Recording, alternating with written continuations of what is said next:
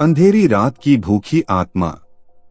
गोपाल एक बुजुर्ग किसान था जो अपने पुराने हाथी घोड़े के साथ एक छोटे से गांव में रहता था। उसका घर गांव के किनारे था और वहां पर अकेले रहकर गोपाल अपनी धरती को खेती में लगा दिया करता था। वह कभी कभी अपने बुजुर्ग घोड़े को भी साथ लेकर खेत में जाता था। एक दिन गोपाल को खेत में एक पुराना खजाना मिला।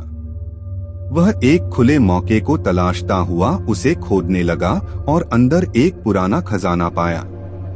जब वह खजाना देखा तो उसमें एक पुराना ताला और कुछ सिक्के थे।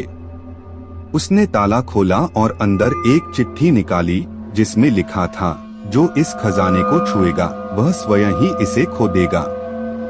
गोपाल ने चिट्ठी को पढ़कर हंसते हुए उसे समझ लिया और खजाने का ताला अपने पास रख लिया। रात को गोपाल अपने कुएं से पानी भरने गया। जब वह पानी भरकर वापस आया तो उसने अपने खेत की ओर देखा और देखा कि उसका बुजुर्ग घोड़ा उसके खेत में चला जा रहा है।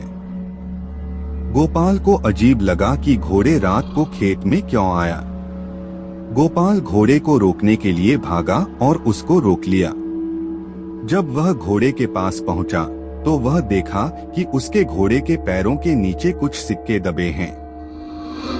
जब वह सिक्कों को निकालकर देखने लगा तो उसने देखा कि वे वही पुराने सिक्के थे जो खजाने में थे।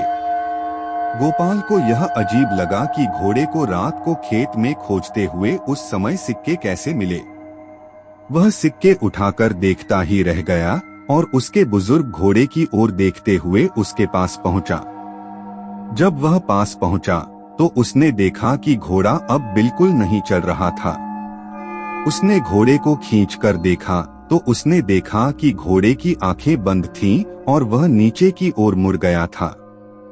गोपाल को अब समझ में आ गया कि उस पुराने खजाने की चिट्ठी की बात सच हो गई थी।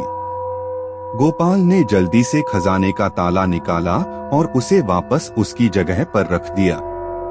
फिर वह घोड़े को अपने घर ले जाकर चेक करने की कोशिश की, पर वह बिल्कुल भी नहीं चल रहा था।